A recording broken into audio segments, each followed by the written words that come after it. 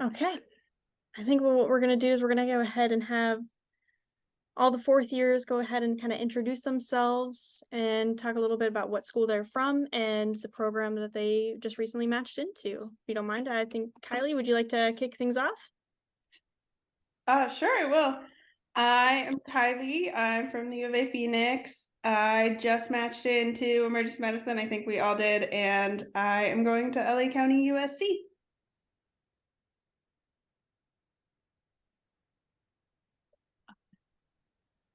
All right. I can either pick on people or if you guys want to take up the totem as we go around, I'm sure John Michael will probably be next. Guilty. Hi, I'm John Michael. I am at U of A Phoenix as well, and I matched at Carolinas Medical Center in Charlotte, North Carolina.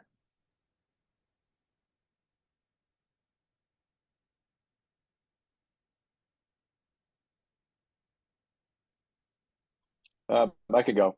My name is Will Adamy. I am at ASCOM from Midwestern University, and I'm at the University of Florida in Jacksonville. I'm from Florida. I can go. Carly, go ahead. Okay, sorry, Jen.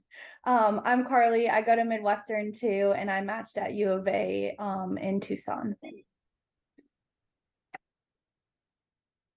I'm Trevin. I go to Midwestern as well.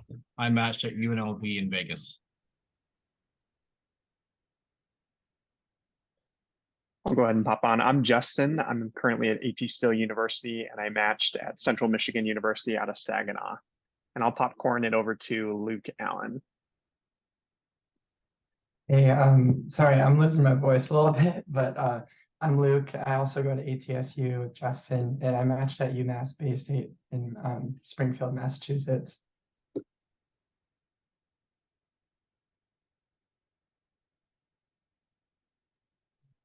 Hi guys, Caitlin and Evan.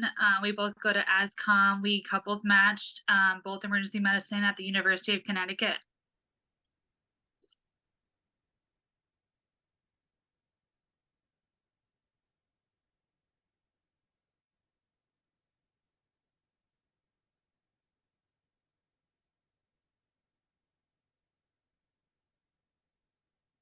All right. Is that all the fourth years on the call right now? I think. All right. Perfect. Well, I'll go ahead and get us kind of started with the questions, but then everyone can feel free to either, unmute during free moments to raise a question or go ahead and post your question in the chat. With that being said, I think our first question was, if you guys had any kind of opinions or perspective on what the rise in unfilled slots means for the future of the specialty this year. It means when I graduate, there will be so many jobs for me.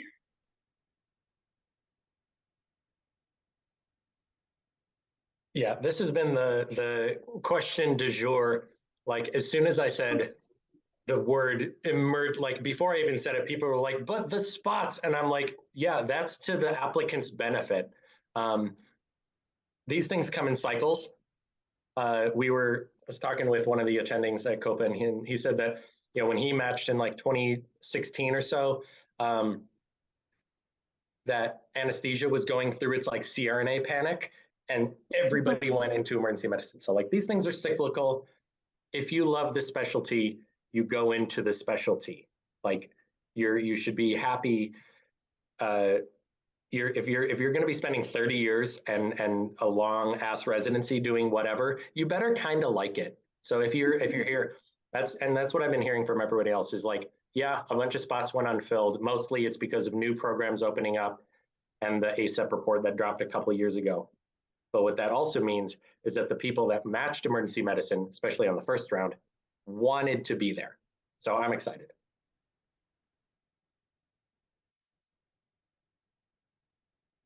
I can kind of echo what John was saying too. In my opinion, I think these things are pretty cyclical, and I think it sounds scary because a lot of people are talking about it, and especially people in leadership and everything. But I've just sort of thinking about when that report came out, I think that it impacted our class more than others, just because I know we were still kind of like end of second year, we still had a lot of time to kind of change our minds and maybe explore different specialties, whereas like the third and fourth years at that time had maybe already been too far invested into EM. And so I think it makes sense that if people got advising or decided that report scared them, they were able to kind of switch. And so I have a feeling that, in my opinion, I think things are gonna like change pretty quickly after our class. I don't know, who knows? Yeah, kind of to balance. Oh, sorry. Go ahead, Will. Oh no, I was just gonna say that my school like pushed me heavily away from emergency medicine. They told me when I had my advisement, like you should probably just do anything else that you can. But like I don't know, like John said, if this is what you love, then definitely do it. You're not gonna have any trouble matching. I do think that there's going to be a very interesting mix. Like some people may mention the soap spots. There's going to be a lot of people in EM, like in the next couple of years, that didn't really want to be in EM, mixed with people that really wanted to be in EM. So it'll definitely be interesting to see the difference in the resident groups. But either way, I think the specialty will be fine by the time we get done.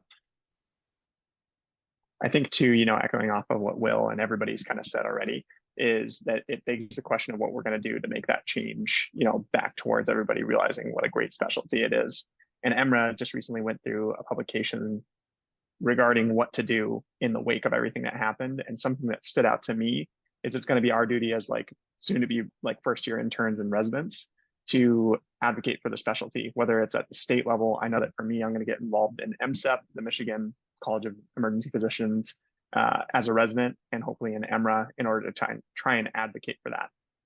But also like helping people realize whether it's for them or against them, because we have to do our job also of making sure that people feel excited and motivated to enter the specialty. And one way to do that is for us that we're stoked on it to keep with that.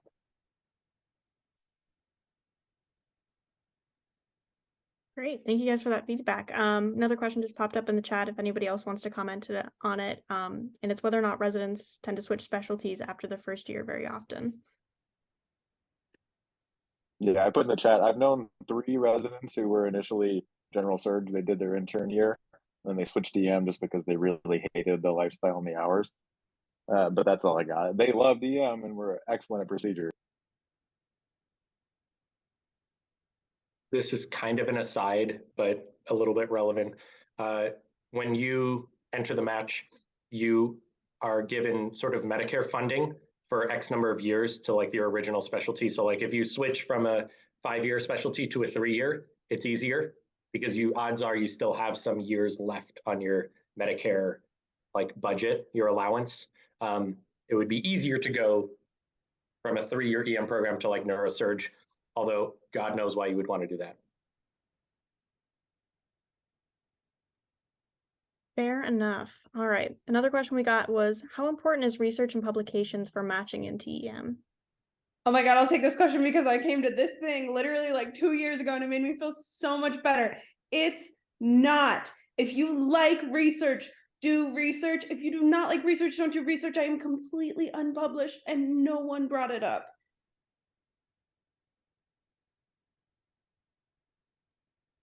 I would agree with that. And Agreed. Yeah. yeah, even on some of my interviews, I had program directors even tell me like, give me that advice. It was like, like if research isn't your thing, like you don't force it. Like find your area that you like within EM. It doesn't have to be research. But then I will also add that like I had some research experience that wasn't like specifically publications or posters, but like even like a research job that I had before med school, and like that stuff still was good conversation and interviews, and I don't know if that counts or not in terms of like listing it, but it was still good to talk about.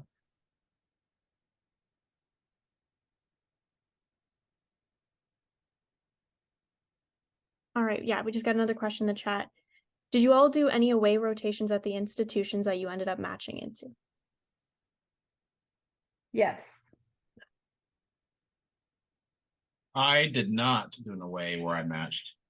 And I don't think it really matters. It helps if you do an away where you really want to go, but it's not the end of the world if you don't do an away where you want to go. I think maybe I could speak on this too. Like it really helps though to be able to do an away rotation. I think that goes without saying. We're all aware of like slows. I see Kylie nodding their head. And yeah, it paid off for sure. And wherever that's close for you, there's definitely opportunities here in the Valley. I personally didn't do a sub-I at or an audition rotation at the place that I ended up at.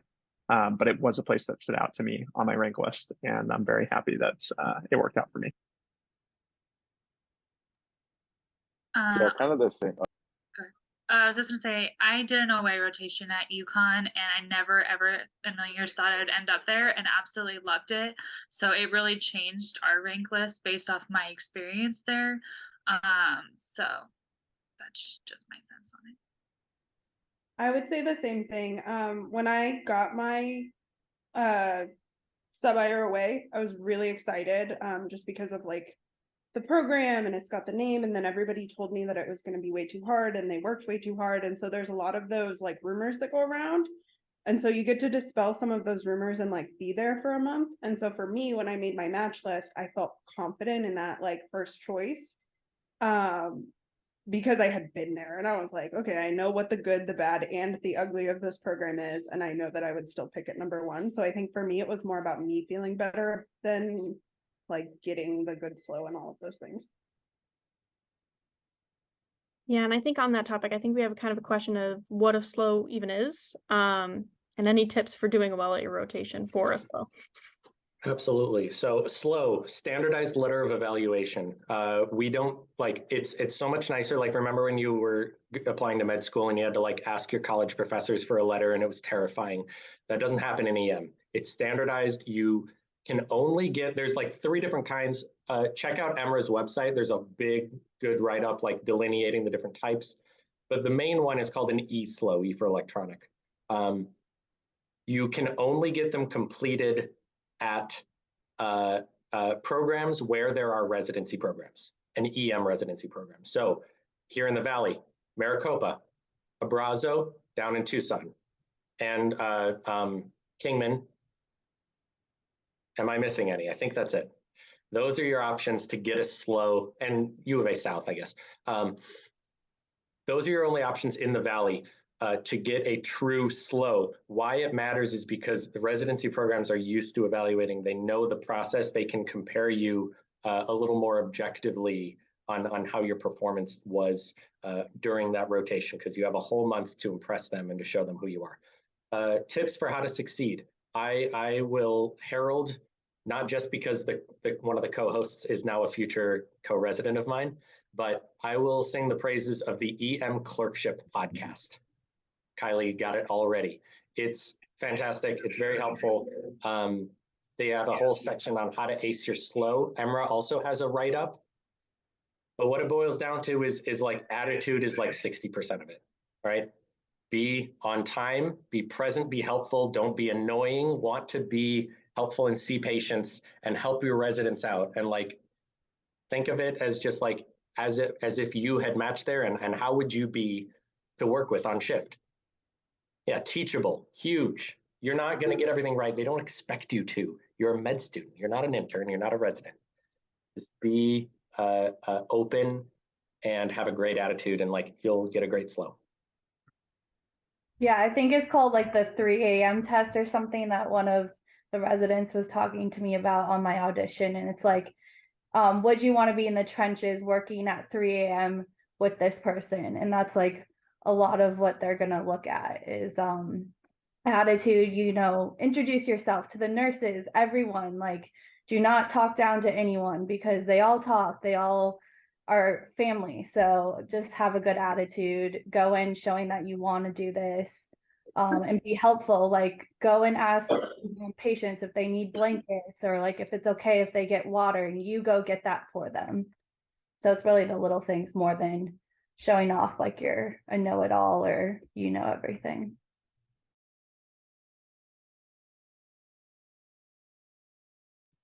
Yeah, I would say that's huge. I was by no means, by no stretch of the imagination, the smartest person I rotated with.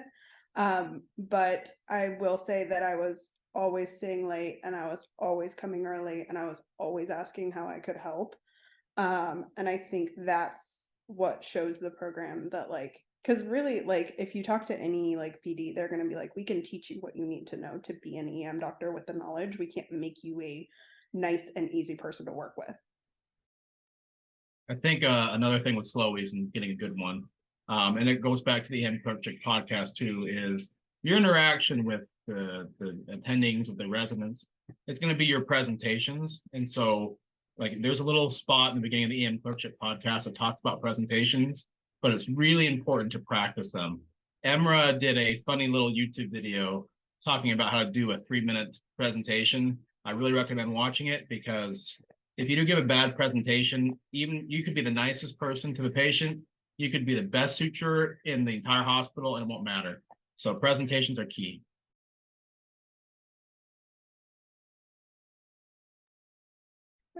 All right. Got another question in the chat. Did you or do you recommend rotating in different EM settings such as academic, community, or county?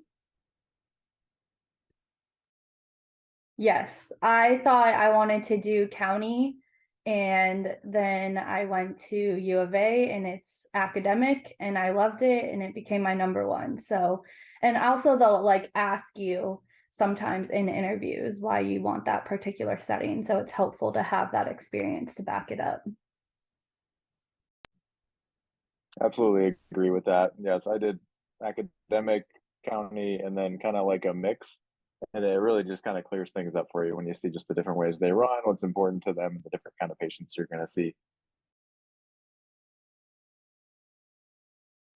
This is kind of a little different too, but I know people that like only auditioned on the West Coast and then got very few like East Coast interviews. So if you're somebody looking like very generally or couples matching or not 100% sure, I would highly recommend, if you can afford it, to do at least a Midwest or an East Coast rotation if you're looking to go somewhere other than just the West Coast.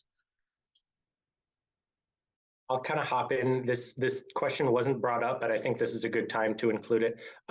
This past year was the first year that they did preference signaling.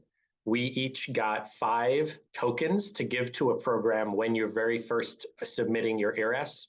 And that's to sort of give them an extra wave and say, hey, I'm not just like applying to your program because you are accredited, like I actually really like you. And I got a couple of interviews and their first question was like, well, you know, I mean, we normally don't interview folks on the other side of the country, but like you gave us a signal. So like, what do you see in us? I think that definitely the days of sort of unlocking a region are still there, but like this will help with that, but you only get 5. And you don't have to signal programs you do auditions at. So you like if you do 2 or 3 auditions, you can have like technically like 7 or 8 signals because you're kind of signaling if you're doing an audition. Kind of on that as well. It's like you're not technically, we receive guidance, like we got lectures from people in Cord EM, which is basically just the governing body of like the residency directors, where they said not to signal those programs. I believe it was also home programs, because you already have an advantage with a place that you've done an away rotation or an audition rotation, and also at your home institution. They're already going to know you relatively. And I figured I would bring it up too with like Caitlin and Evan. I know that you guys couples matched. I couples matched. My partner was an OB-GYN. I don't know if you guys want to offer any insight into this, but I got some doors opened up, namely the institution that I'm actually matched into. I mentioned to them, hey, my wife is interviewing here and I'm really into your guys' program, and it opened the door and I matched there. I don't know if you guys want to speak to that too, in case we have anybody in couples match land. Yeah, well, I guess before I dive in, did anybody in couples match land before we go like down into it and no one's actually doing it? I will say this is a recorded session, so we will be posting it online to our website. So okay, well, yeah. So we're both EM, which I think actually in the long run helped us with the couples match. But yes, a couple of times one of us would get an interview somewhere and we'd email them and say like my partner also got match or interview here, and we would get the interview there. I think only once or twice we didn't, and then they just got knocked off our list. And so our path though is a little like unorthodox, because I'm also Navy HPSP, and so I actually had to defer from doing a military residency and get approved to do a civilian residency before even kind of getting to the point of actually knowing that we could couples match, which is a whole other added layer. But So like most of my rotations were in the military. I did one civilian after all my applications went in, which is very probably not normal. But it didn't really affect me in any way. Maybe just having a military background, they just more wanted to understand the process. And I'm actually from Connecticut, so I didn't rotate at UConn, but the fact that I'm from that area, I think helped them be like, oh, he knows this area. He's probably pretty genuine about wanting to actually move there. So I think, that kind of helped especially because we applied all over the place, but I think my niche, and I have family in Virginia and Connecticut, and it kind of helped open up more doors to say like, hey, I have family here, or like Kaylin was saying, oh, I got an interview. My fiance did. I'm really interested as well. Is that something that Yeah, the you guys would be couples open to? match is all about putting out as many feelers as you can, and same specialty or different specialty. You don't have to both be in the same specialty. It's kind of nice for us because we were emailing the exact same programs, but it doesn't have to be that way. And just trying to get as many options out there to put your algorithms together.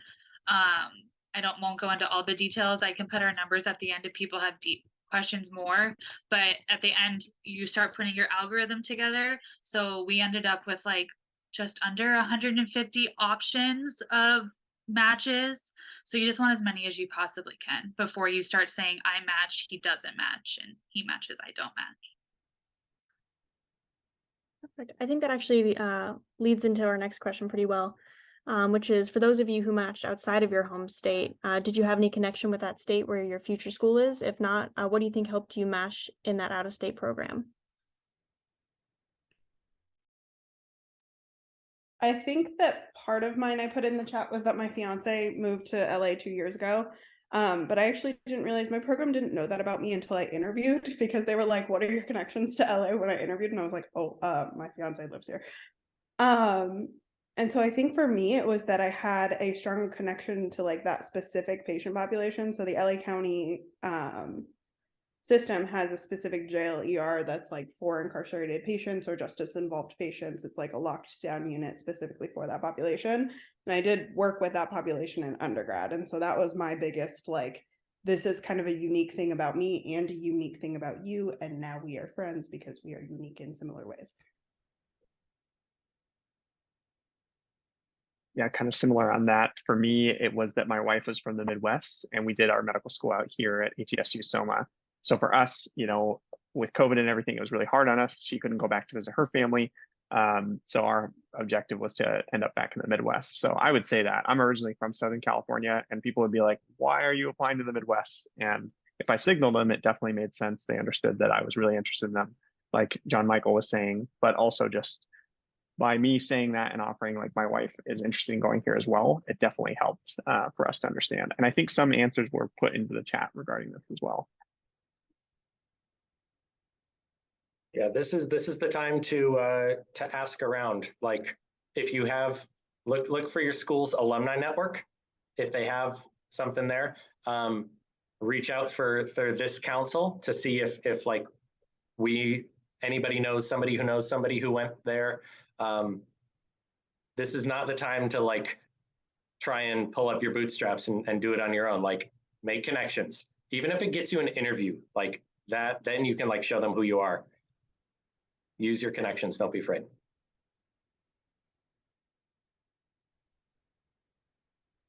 I can just add, so I didn't match out of the state, but I am born and raised in Arizona, have gone to all schooling in Arizona. So every interview I had that was out of state, I had to explain why I liked that state, why I wanted to go there. And even if I didn't have a connection, I would use like, oh, I've lived here all my life, and this is a great transition point to like try something new. And so just use that to your advantage, even if you don't really have a connection, have a good backup answer for that. And then I also made sure to do a away rotation in Minnesota to kind of prove that I was willing to move out of Arizona.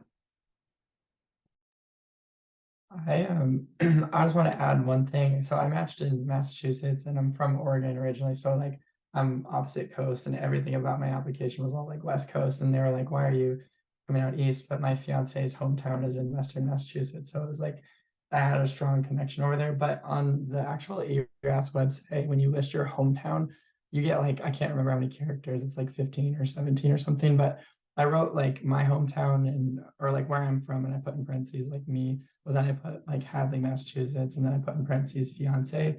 And so I had been given advice in like before applying that you could do that sort of thing. And when it came up, I guess like when the question came up, they were like, "Oh, I see that you have, your fiance's family out here." So I don't know if everybody knew that you could do that, but I think it is helpful when they're like reviewing your application that they have that connection.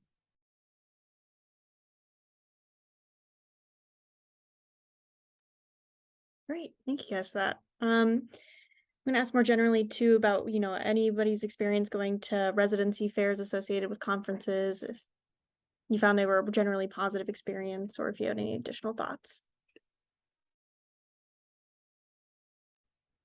So this past year, I went to ASEP. There's actually, I highly recommend it. You can volunteer as a medical student and they'll pay for the whole conference for you. I mean, you have to pay to get there in the hotel, but they'll pay for the conference. And then you get access to certain things, like we had a lunch with program directors and everything. But they had a actually fellowship fair there. But I still went and talked to the schools that I had applied to and let them know, and almost all of them wrote my name down, and I think that's why I got interviews at those places. So highly recommend.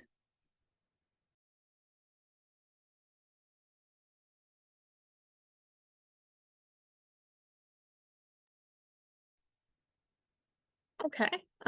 Is anyone here able to kind of talk to a little bit about civilian deferment? Does anybody have like a specific question? Because we could do a whole other thing from the military that I don't want to take up too much time on. Can I just get your contact information or like an email? Because I'll have, this was the exact question I had for, I'm Army HPSP, and there's only slots in the entire Army for EM. So I was curious about that, but I guess it might be better if I just get your contact information so I don't take up the whole time. Sure, no problem. My quick question about deferment is, you mentioned that the Navy deferred, I think you said 17 EM folks. Is there any other specialties that they commonly defer or let defer, I guess? Sorry, I'm There was a thinking. Gen Surg, right?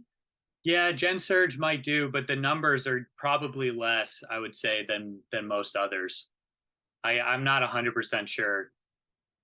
They from what you told me, they take into consideration wartime specialties. Those are the ones that they really want people trained, so they're willing to let people defer out for those types. So EM, surgery, I can't remember if there was any other. Yeah, but if not, some of them won't. You'll have to do a TY year, or you have to put a second option down. So in the military. Thank you. Sorry, that's a whole other thing. Here, I'm putting my email up for you guys. Thank you, Bill. Appreciate that.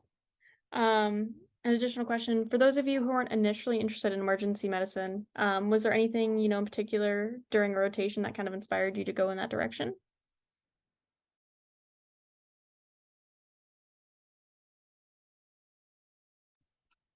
I'll take this one.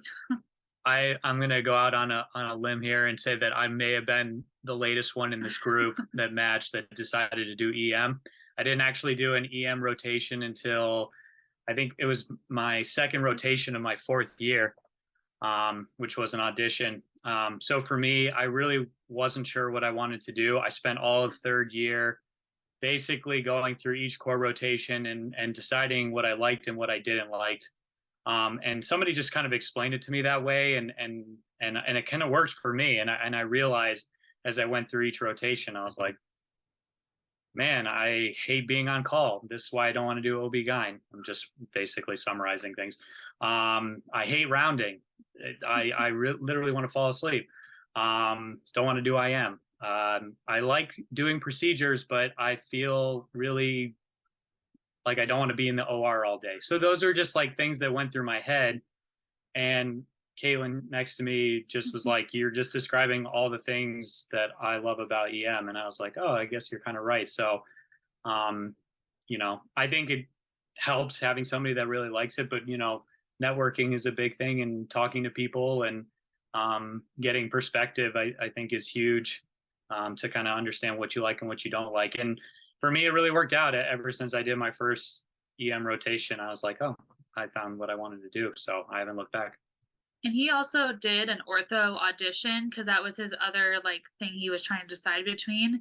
And so if you are really trying to decide, don't be afraid to do one, or at least try to, like, if you have time, get one in the early cycle, because it kind of confirmed his decision. Yeah.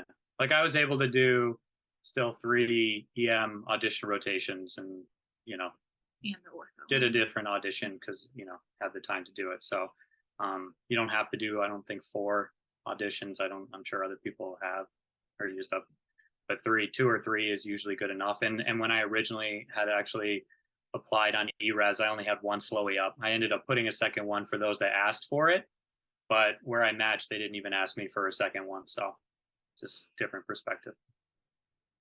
If I can offer too, I'm not sure if this was the original question, but in the chat, there was the question of how to plug yourself into emergency medicine.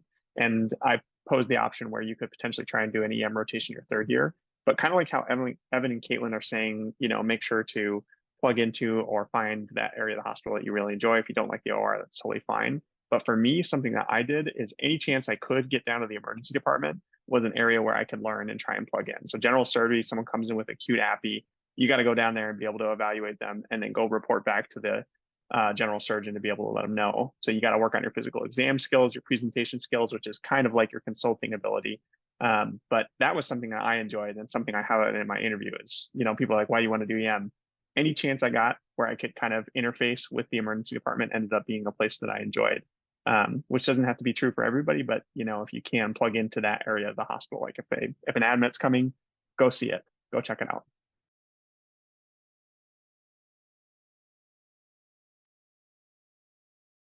Perfect. All right. Was there anything that you guys felt was lacking on your application, or that, you know, something you could have added that you think would have been beneficial specifically for EM? I kind of addressed this in the chat, but I think that like EM is such a broad specialty. Like we involve every aspect of medical care, a lot of different, you know, specialties. We sort of have a foot in there. We have some OB stuff. We have ortho. We have like public health. We have tox research, everything. So like good slow, good reason for going into EM. And like just find a thing that you're interested in, right? It could be teaching, it could be like working with underserved populations, it could be with street medicine, it could be research. Like find that thing and sort of dig into it a little bit, and like give yourself something to talk about during interviews. You don't have to be a cookie cutter applicant that has 40 publications and 20 case reports and have done 4 aways. Like get a good slow, make yourself interesting to talk about, and that can be in whatever genuinely you are interested in.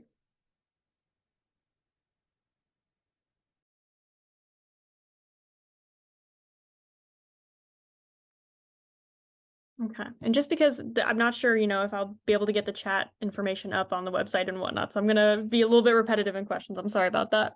But if anyone is willing to kind of talk to about, you know, the process that goes into, you know, orchestrating an away rotation, if they want to speak to that, it'd be much appreciated. I could kind of take this a little bit. Got the chance to talk with some of the current 3rd years at our school.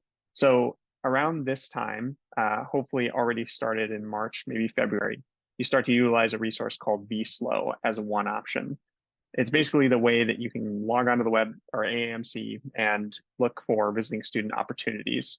You can, you know, categorize, you know, based on state, based on specialty, based on any, you know, kind of specific categories to be able to narrow it down to your choice or your area of specialty. And you apply for them, you wait to hear back from them. It's basically just like a precursor to all the ERAS stuff that you'll have to do the following year.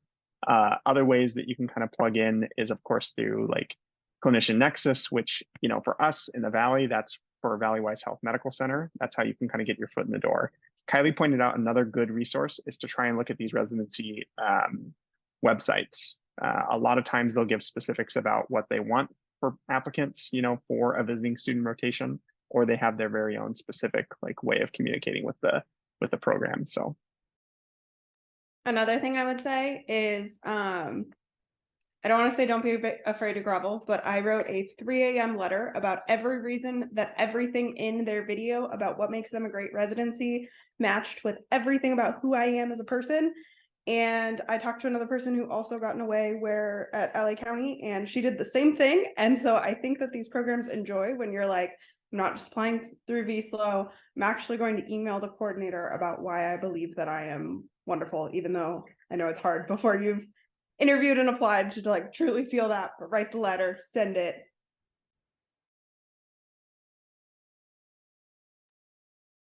Perfect. Really good to know, guys. Thank you. I think next we might want to kind of talk about a little bit about numbers as far as, how you decided the number of residency applications you ended up putting out and, how many interviews you ended up taking on. I think it really depends on a case by case situation, of like knowing yourself as an applicant and like your strengths and weaknesses. But I also think for us, like in hindsight, with how many spots didn't got matched, all of us probably could have applied way less than we did. But I think I put in there, we applied to 75, but it was also for the purposes of couples matching. We definitely would not have applied to that many if we weren't. And so we took a lot more for the same reasons of couples matching. Like if we had 3 in the same city, even if we really only want to do it to one of them, we took all 3 because it was in the same city.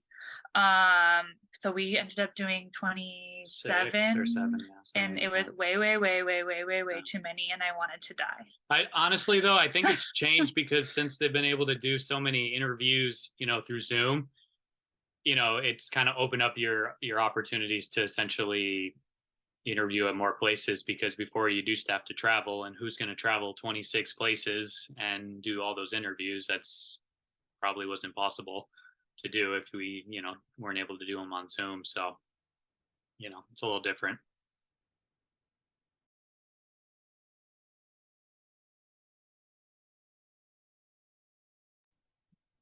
And yeah, same. Florida and California were my top 2 states for the most part, and they just have a ton of programs, too many programs. So I applied to most of them, avoiding the ones that seemed like they were questionable. So it ended up being a pretty big number, but I probably would have been fine with far fewer, maybe like half that, honestly. The advice that I got along the way was that, and I don't know how this will look in the future, but there's like, at least by the time that we applied, there was good data that showed that like getting, I think it was like 10 or 11 interviews, you had a pretty like solid chance of matching. I think it was like 95% or greater. And so when I was getting advice in terms of trying to decide how many programs to apply to, it was kind of focused on trying to get that number of interviews. And it wasn't so much about like the quantity as much as like the quality of like applying to programs that were a good fit for you, because if you're a good fit for the programs, then you're more likely to get interviews. And so it's like there's more of like a like if you're just going to apply to a bunch of random like all the programs in California or something randomly, you might want to apply to more, versus if you're actually like going through and finding the ones that really align with you and your interests and your and everything, you're probably more likely to get interviews at the ones that you're seeing a good fit with. So I don't know. I think I agree that it kind of depends on a case to case basis. I think the average I've heard is like 40 to 60 programs that people have applied to. And I think hindsight, we're all like, oh, that was too much. But in the moment, I was like, I would rather over apply than under apply and then be screwed. So.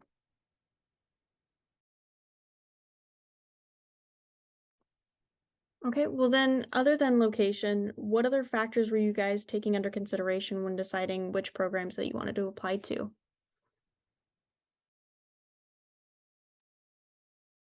I think one thing that you got to think about, we talked about location, like location is, I think it's just honestly the biggest thing. You're going to be living there for 3 years. It's a big deal. And it made more of a difference than I thought, especially when it comes to ranking. Number 2 is think about EM has 3-year and 4-year programs. You it's an entire another year, you know, and a lot of California programs are 4 years. So if you really want to be at USC or UCLA or UCSF, that means an extra year. And if you're okay with that, cool. But like, you should probably think about that now. Look for things like, are you interested in a fellowship, and has that program matched people into that fellowship, or do they have one there? It's a blurry. Think about some other perks. Like, it's weird to think about like when you're narrowing things down, but I was like, I want a place that like has parking nice next to the hospital and food that they offer to the residents. Some of them don't. Not to be that person, but being a DO applicant too, went into it. So on EMRA, there's EMRA Match. So it has all of the different residencies, and you can kind of narrow down and put different filters. And one of them is % DO. So that was a big thing I looked at. I knew that if I was applying to a program that's never taken a DO, it's probably going to be a REACH program, versus, you know, one program that's like 61% DO. So that went into it too. For me, I also looked at, like you said, I mean, definitely food is very important, parking. I also looked at the curriculums. Some places in EM do some odd things and make you do some really weird rotations in your first year. And some places I really liked just had way too many like just internal medicine months in the beginning, or like ophthalmology, like things that can be useful, but I just didn't want to spend a lot of time on. And then I looked for more places that had just like more critical care months. And when you all get the interviews, which you totally will, it's going to be awesome and everything. I would encourage you to think of the questions like, you know, the ones that I've mentioned or have been mentioned, like, you know, what does your curriculum look like? You could look at it yourself. For me, a fun question to kind of ask, because it kind of painted the picture of what is like the community like, or what is the chemistry. That was an important aspect for me, was what is your guys' favorite like restaurant to all go to? Or if we could be in person for a virtual social, what would it be? The reason being is that you can kind of dive into who the people are, if they know their like region, if they're excited to all go out with each other and whatnot. I felt like that was something that was important and kind of factored into that chemistry aspect, because, you know, we throw around the love letter or different things about programs, but it truly is that you're going to be spending a lot of time with these people. So you might as well kind of dig in and ask those questions. I'm going to say something completely off topic, and Justin kind of sparked something in my brain, so I'm going to say it. So when you apply for your audition rotations and when you apply for ERAS, it's really important to use an email that's not your school email. It's not the email you get your Netflix bill to. Use just I made a Gmail that was only for these applications, because these interview invites are going to come in, and if you don't, some of them, if you don't answer them back within a certain period of time, all the slots will be full and you won't get to interview there. And so, yeah, I had a separate email that had a certain noise on my phone that made a certain noise. So I knew it was an interview invite. My wife had access to it. And then I had my Apple Watch. And so I would step out of the OR even and just say, look, I have an interview invite. I'm going to go and schedule it real quick. So if anything from this, that's like one of the biggest things I took from one of these presentations. It made a huge difference.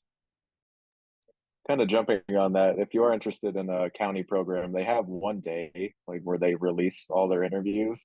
And it's really important if you're on shift or like at a rotation that day that they know, because if you're going to get some, you're going to get like 4, 5, 6, like all at once, and you're going to have to respond to that pretty quickly. So just look for that day and be prepared for it.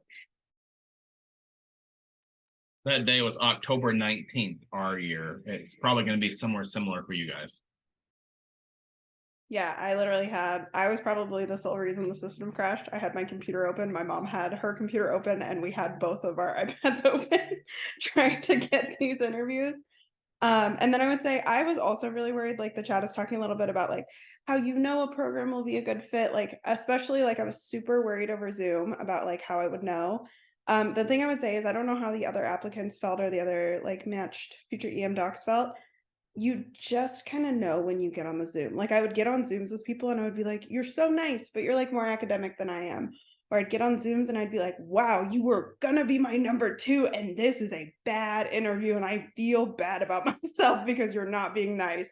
And so it's just like those things, like it'll end up where you do just kind of know and your match list will shake out and all of those things will come. I was really nervous about that. And then another one of my questions that I would always ask in an interview is, what part of your program am I not understanding by being an applicant that only sees the program over Zoom? Because sometimes you get answers that are like, I don't know, I think you can get our vibe over Zoom. And then sometimes you get these like very profound answers about issues in their hospital system or grade attendings or things like that that you really wouldn't be able to figure out over Zoom. Just to piggyback of what one thing Kylie said, another way you can kind of see if you fit with the program really well, and I didn't realize this until like a third of the way through my interviews, is the resident socials the night before. They're super important to go to, not only because sometimes they take notes and tell the attendings and the interviewers, but if you vibe with the residents on those socials, and they're usually just sitting around drinking, then you know you're going to fit well within the program. And if it's really awkward and it's just quiet or unorganized, maybe not so much. So make sure you go to those. And those are great times. Oh, sorry. Yeah, the socials are great times to ask questions like, oh, what's a time that the residency had your back? Or, you know, more like personal questions that you wouldn't necessarily want to ask the faculty. And that's a good way to get a feel of the residency. I had a lot of, sorry. I was just gonna say real quick that like one thing that always stood out to me on the socials was everybody in the residency sitting in their own house like on a Zoom just awkwardly, or were they all hanging out and like having like a party? And I don't know, maybe that was just me, but I just feel like the ones that were hanging out together just seemed so much more like of a family than the ones that just like sat on Zoom separately. But that was just a personal thing. And then another thing that I looked at with like when we were looking at applying places was the size of the program. And so that was just something else that I don't think had been mentioned. Yeah, I wanted to, I was gonna say like the same thing. For me, like finding a good fit was a lot about relationships and just like feeling the community there. And like one of the socials I went to, they were like sitting on a couch together, passing around a pitcher of margarita, and like their significant others were there too, like hanging out with them, even though they didn't need to be. And so like that was a big thing for me, that they were all like hanging out together, not just because they had to be, but they used this as an opportunity to like get together, even with like their significant others, and just like having a good time. And also like in the interview, just like the I don't know, I like one of my hobbies is woodworking, and like I had one of the program directors, associate program directors, asked to like see something that I made, and like he was just the whole time like, I don't know, I was just very thoughtful. And I think on interview day you can kind of get a sense from those things, even though it's really difficult over Zoom in general, I think. Yeah, like at the social, and when I went and hung out with the residents in person at the place where I matched, both times there was a different person who was like, everybody was introducing themselves. He's like, hi, I'm Dave. My wife is one of the residents and she's at work right now, but I just like, these are my friends and I hang out with them. And I was like, we're going to move across the country and my wife is not going to know anybody. That's what I want to see. So like, you'll never know what when I say that like your priorities are very personal and you'll discover kind of what they are, they're going to change throughout the application process. You would be very surprised. Oh, well, that's fantastic. And John Michael, you and I have talked a little bit about this sort of interview questions that you got and how personable they were. I wanted to know, you know, what your guys, everyone else's experiences was, kind of what questions you received, and, you know, were any particularly common ones popping up? Yeah, I think you can, there's some good lists online of like ones to recommend. There's some standard ones, I think, about like a difficult patient, or like a lot of things were very introspective. Kylie put in the chat hobbies, 100%. That I am not kidding when I say that your hobby section on ERAS is more important than your personal statement, unless your personal statement also contains some stuff about a hobby, which it probably should. Like it's gonna come up over and over again. These people, the APDs, they want to connect with you. But a lot of them will ask about your philosophy toward this, why you wanted to go to EM, why you want to go to their program. Most programs, especially like if you're not in state, or even if you are, like, why do you want to go here? So like, don't waste money and apply to places where your answer is, I don't. Like, apply to places where you have a good idea. They have an interesting fellowship. They have a great training program. That's a bad answer, by the way. Everybody says that. Find some good answers and be honest. I would normally go on their website and find like one or two like very specific things that I could bring up. And I feel like it really would stand out a lot of times that I like had like, oh, I really like that you do this specific rotation second year or whatever. Cause they would be, I feel like it really showed that I took the time to look into the program, not like, oh, I really like that. Like, I don't know. I can't think of anything specific, but something really general.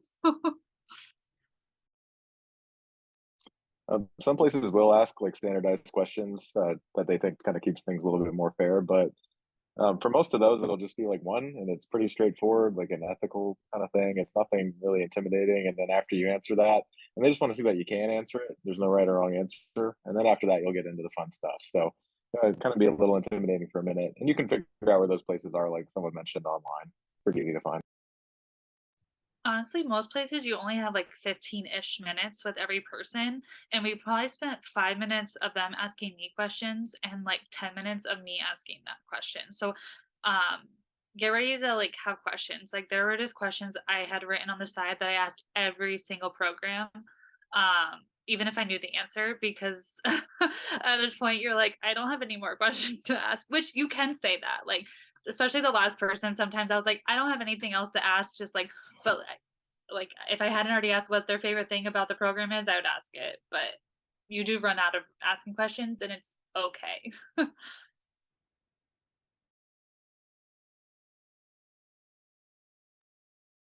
Perfect. Kind of more another general question is if, you could kind of review the general timeline for the application process, maybe kind of starting in, coming in from third year, what it's looking like. That's a big question.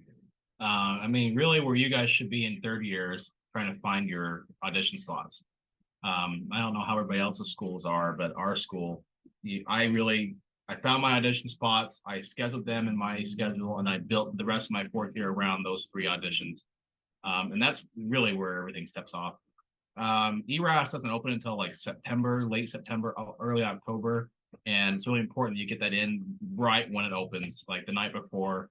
I did it like a week before, because if you don't have it in, most of these residency programs will download the ERAS application exactly when it opens, and they won't look at it again. So if you don't have your application in that time, then you won't get an interview. They won't ever see your application. And so, does anybody else want to step in? What else am I missing? I feel like I missed a big step. Well, I would just clarify that ERAS, there's an open date. It's open for a while, and you want to submit on the submission date. So there's a specific date.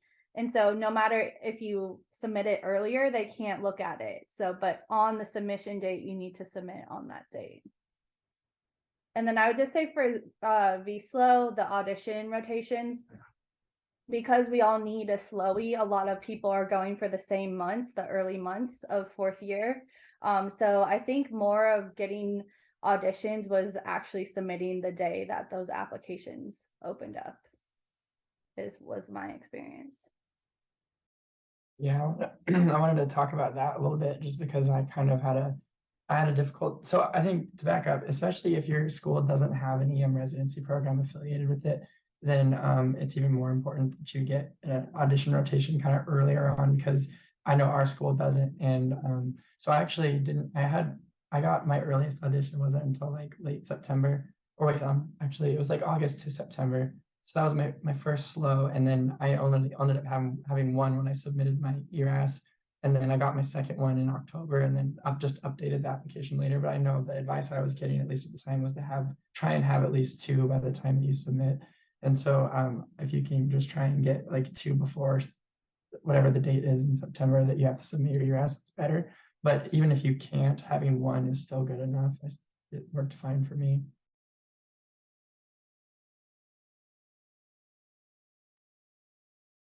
Perfect. Thank you. I was just going to say, you can only send 4 letters to every program. So if you only have 1 SLOE, don't fill up all 4 spots or with like 3 other random letters that you may have if you're planning on sending another SLOE, because you won't be able to take it back.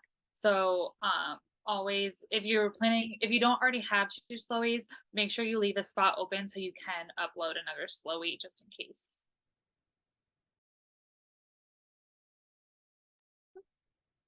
Good to know. All right. Do you guys have any kind of recommendations for elective rotations that may be more beneficial to the future EM doc?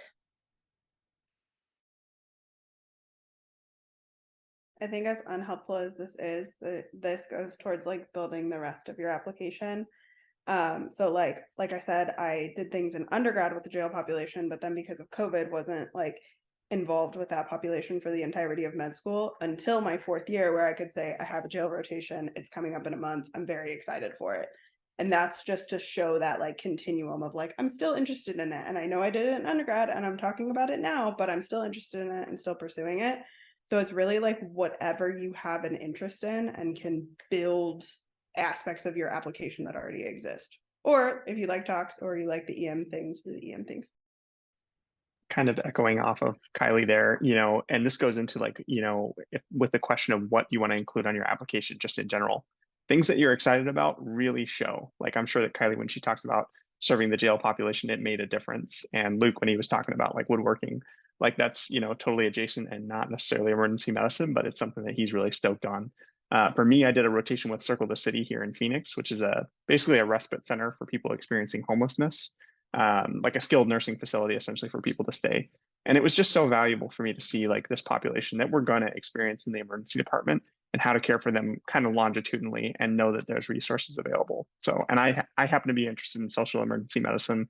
It's kind of a new field. I don't know if anybody else got adjacent exposures. I didn't really, but I got to rotate at county, which kind of feels like an aspect of social EM, but that's kind of what I did with that. Circling back sort of full circle when we were talking about slows, the eSlow electronic is the standard one. There's also a subspecialty slow. That can be an official slow. It's like the same kind of ideal, same template, but in a subspecialty of EM, ultrasound, tox, PEM, whatever. Those are kind of useful. And especially we were talking about how do you filter out where to apply. If you are interested in one of those things, you can get a subspecialty slow from a rotation in your 4th year or 3rd year, and then like look for programs that have those and say, hey, you have this thing. This is why I want to go to your program. It all kind of comes full circle. And we can't give any specific. I can talk about talks all day because that's me, but like all of you're gonna find your own like string and narrative. It's gonna work. I did an ultrasound rotation and I loved it. It's going to be super helpful for residency. And also if you don't get an audition at a place that you really want to go to, there's other options. Like you could do their ultrasound or toxicology rotation to kind of get your foot in the door with them. And usually ultrasound is like a really chill rotation. I went in for like 3 hours a day and then left. So.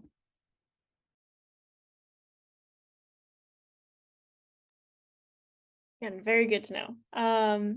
Okay, we're gonna kind of work towards wrapping this up, and I'm gonna give ask a very, very general question, so I apologize in advance. But kind of some thoughts and perspectives on fellowship opportunities from EM. If any of you guys plan to pursue any competitiveness or what considerations are you taking when you made your residency program decisions in regards to fellowships.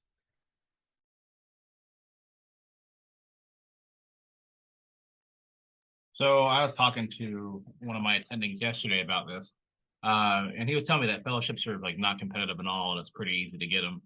I'm thinking about doing an EMS fellowship, and I also like ICU, so I might do one of those too. And it definitely was a talking point in my interviews, and it was definitely something I looked at when I was picking my programs or where I was going to apply. And so really at this stage, I don't think it's really hugely important. You can get into a fellowship if you go to any place for residency, you'll get the same or at least similar training. But what's important is you get involved in that specialty, whatever you want to do, in your 1st and 2nd year and throughout. But from what I've heard, it's really not too bad. Yeah, so I'm thinking about. Oh, go for it, William. Go for it. I'm thinking about a critical care fellowship, even though my wife would probably kill me if I do that. So I just looked at places that have them, that have a lot of critical care exposure. So that was really it. As far as options, though, a lot of people are looking at like things they can do outside of the emergency department, like sports medicine or like palliative care or EMS, those types of things. This is like a job or an extra thing for when they're a little older and they don't want to work in the department so many hours. So that's kind of something to consider, just as like a little extra like side gig, something like that. There's a lot of options in EM. I don't know that ultrasound and things like that really add too much to like your future like pay, but they're fun. We call them fellowships just to do. And then what else? There's also like simulation and EMS and like toxicology that can just add to your scope, but they don't really add to how much money you'll make in the future. And if you do PEM, you'll make less money, but if you love it, then do it. It's a lot of fun. Yeah, I've mentioned tox a couple of times here, but I'm also interested in crit care. It came up, and that was honestly a big factor of like where I chose to do an away and also to apply, because tox, there aren't that many, and they're all very, very different. There's boarded and unboarded EM specialties.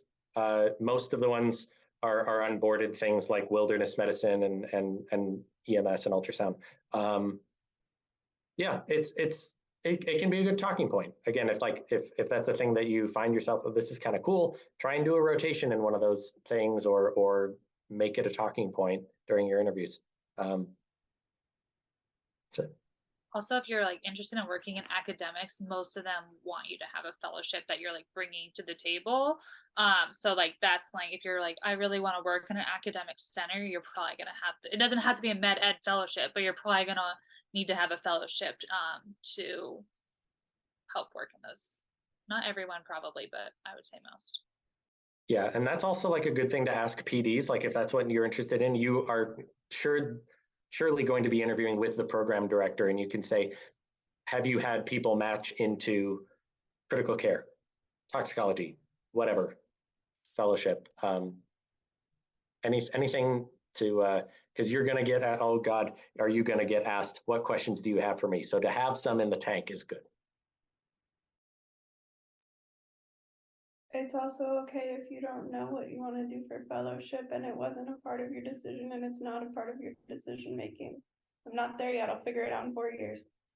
And I would say that in interviews when they would say, do you want to do a fellowship? I would say, you know, I have interests with like the justice involved population. So a possible social EM like fellowship, or like I really loved my hospice rotation. So possibly hospice, but I'm really looking to come to your program because it has the opportunities to help me grow into somebody who's going to know what I want to do next. And it's okay just to want to do community EM, like 70 or I forget the exact number, 60 or 70% go into community EM. So I would say like, I don't really know, but I'm pretty sure I just want to do community medicine and get working.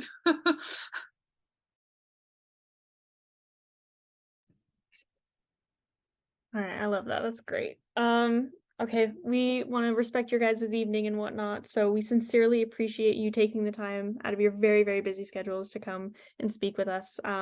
Hopefully, you know, I'll shoot you guys an email to see if you're okay, you know, leaving your contact information so that it can get posted to the website. Thank you, John Michael, for also posting in the chat. Appreciate it. But for everyone else who's joining us, current students and whatnot, the Arizona College of Emergency Physicians, Med Student Council and whatnot is also going to be holding our 3rd annual residency conference at the U of A Phoenix campus on May 6th from 9 to 12 a.m. Don't worry about writing that down right now because you should be hearing from your EMIGs here pretty soon as we send out our RSVP forms. But we should have every single residency conference in Arizona represented except for Abrazo, unfortunately. So please look out for emails regarding that. But again, thank you so much to our 4th year students and congratulations. We're very excited for you. And also I think Kylie too, I think you're also getting married in a month. So congratulations as well. When's your wedding? 6 days after graduation. Ours is 5 days before graduation. Oh, Godspeed. 6 days before graduation too. That's crazy. Oh, really? You guys are so brave. That sounds so stressful. I wanted to be able to go on my honeymoon stress-free. If you guys wanted no stress, just do what I did and get married during a global pandemic. Super easy. I tried to elope. He wanted a party. Same. We had a party. All right. Well, thank you guys again. Again, sincerely appreciate it. Have a good Congrats, one. everyone. William, it's so funny to see you. Like we met during the I know it took me the for Wake a Forest. minute, like yeah, 10 minutes into it, I was like, wait, I know this guy. Yeah, good to see you, man. Congrats. Yeah, you too.